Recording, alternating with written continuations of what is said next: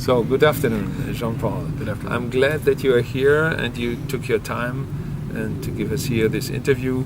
And you are an Indonesian guitarist, and Jean-Paul is the name I know, but your last name? Sumual. But yeah, I normally just go by John Paul. I think it's easier. That's much easier for us, you know. Well, so you come from a country which is not very known for us as a guitar country, as a classical music country. Can you tell us something about Indonesia, about the situation, especially when you came here?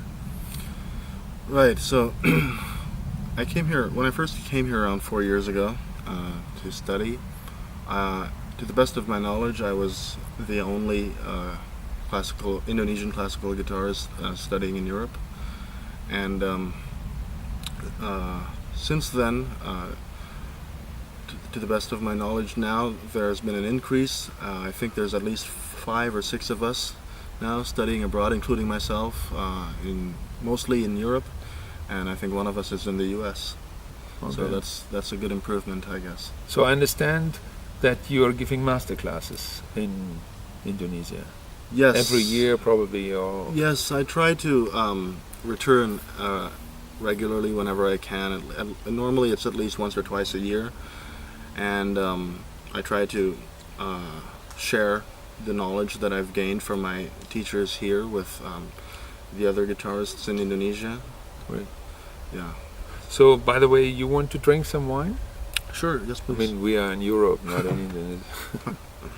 So, let's see. Hope you like it. It's from Italy. Oh, great. So now we have already the connection to Italy. As far as I know, you studied in Italy with two very good famous teachers.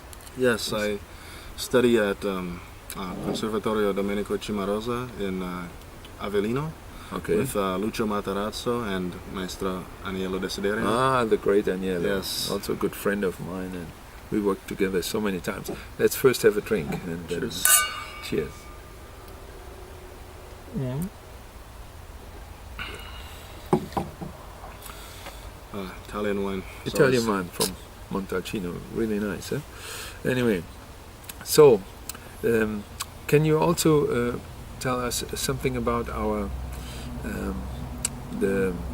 about your career as far as it goes, like giving concerts or classes, master classes?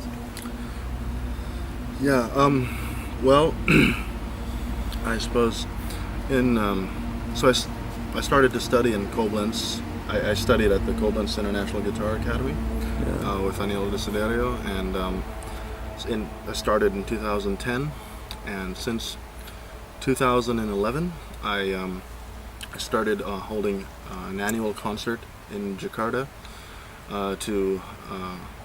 It's actually a fundraising concert because I work together with it's called Yayasan Biji Sesawi, or if translated, it's the Mustard Seed Foundation, which works together with, for the education and to improve the lives of the children living in the slums in Jakarta. Okay. And in some other areas like Yogyakarta. And so I raise funds to support their education. Education isn't free in Indonesia. At least not yet. Maybe it will be in the near future, hopefully. But at that time, it was not, and so I performed in order to raise funds for them. And besides that, during my studies in Koblenz, I would have some opportunities to perform in Germany, Austria. Right. Last year, I did a concert in Madrid, in Spain. Oh, great! For the Indonesian embassy. Good. Yeah. So. And of course in Italy, I suppose. Not yet, but they will be coming hopefully. Yeah. So I mean, in your country, which is how many inhabitants? Lots. 240 million people. Oh, so 3 times more than Germany. Actually. Yeah. That's what the official count says. Oh, good. So that means in your country, the guitar is still on a kind of rising way up.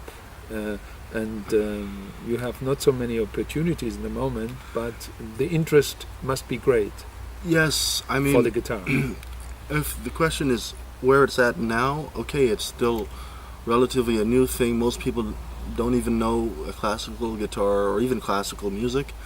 But the good thing is that it is on the rise, and it's classical music has really become increasingly popular in the country because it's new and people have yet to discover it. And so far, many people have come to have a positive interest towards it. Okay. And it's weird because we actually, I don't know, maybe if in Europe there's a problem with declining audiences, and for us, we have an ever-increasing audience. One of the challenges is actually to have enough proper venues and enough artists to fill the venues.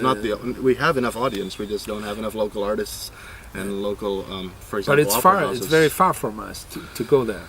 True. That's actually one of the flight is how many hours? Whoa, the quickest flight is around 14 hours. Oh, really? Yeah. Oh, God, yeah. I haven't been there so far. So anyway, so what are your plans for the future?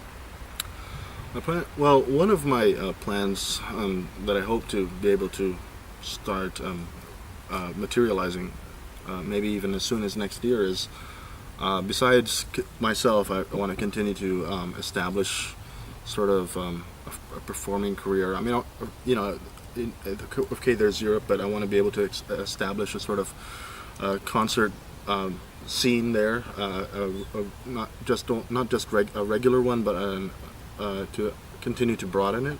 Yeah. But not just for me to perform, but I want to be able to actually bring in more artists from around the world, from Europe. So organizing a festival, yes, organizing festivals or concerts and master classes, perhaps especially that, so that in that way more people will have the opportunity to learn. Of course, even without. Of course, it's always better to come directly to Europe and learn here, but at least that way they will. I think that's a good way to at least introduce the music when they meet the musicians directly from the source, in a way, you know.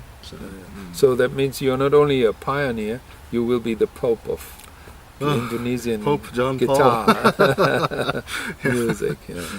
Well, so far, thank you very much for talking to us, to German Guitar TV, and let's have a drink.